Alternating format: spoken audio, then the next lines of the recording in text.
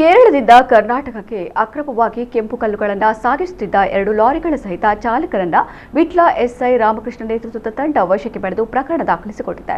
February 25ರಂದು ಮಧ್ಯಾಹ್ನ Vitla police ಠಾಣಾ police ಉಪನಿರೀಕ್ಷಕ Ramakrishna ಅವರಿಗೆ ಕೇರಳ ಕಡೆಯಿಂದ ಪೆರುವಾಯಿ ಮಾರ್ಗವಾಗಿ ಲಾರಿಗಳಲ್ಲಿ ಕೆಂಪು ಕಲ್ಲುಗಳನ್ನು ಅಕ್ರಮವಾಗಿ ಕರ್ನಾಟಕಕ್ಕೆ ಸಾಗಾಟ ಮಾಡುತ್ತಿರುವ ಬಗ್ಗೆ ಮಾಹಿತಿ ಬಂದ ಹಿನ್ನೆಲೆಯಲ್ಲಿ ಸಿಬ್ಬಂದಿಯೊಂದಿಗೆ ಕಾರ್ಯಾಚರಣೆ ನಡೆಸಿದ್ದಾರೆ.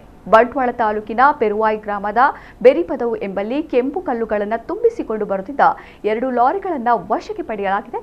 ವಿಟ್ಲ ನಿವಾಸಿಗಳಾದ ಸಾದಿಕ್ ಮತ್ತು ಮೊಹಮ್ಮದ್ ಎಂಬುವರನ್ನ ವಶಕ್ಕೆ ಪಡೆಯಲಾಗಿದೆ. ಈ ವೇಳೆ ವಿಚಾರಣೆ ನಡೆಸಿದಾಗ ಕೆಂಪು ಕಲ್ಲುಗಳನ್ನು ಕೇರಳದ ಧರ್ಮತಡ್ಕದಿಂದ ವೇಣು ಎಂಬುವರು ತುಂಬಿಸಿ ಕಳುಹಿಸಿಕೊಟ್ಟಿರುವುದಾಗಿ ಹಾಗೂ ಈ ಬಗ್ಗೆ ಯಾವುದೇ ಪರವಾನಗಿ ಅಥವಾ ದಾಖಲಾತಿಗಳು ಇಲ್ಲ ಎಂದು ತಿಳಿಸಿದ್ದಾರೆ. ಸದ್ಯ ಲಾರಿಗಳ ಚಾಲಕರನ್ನ ವಶಕ್ಕೆ ಪಡೆದು ಲೋಡ್ ಸಹಿತವಾಗಿ ಲಾರಿಗಳನ್ನು ಸ್ವಾಧೀನಪಡಿಸಿಕೊಳ್ಳಲಾಗಿದ್ದು ವಿಟ್ಲ ಪೊಲೀಸ್ ಠಾಣೆಯಲ್ಲಿ ಪ್ರಕರಣ ದಾಖಲಾಗಿದೆ.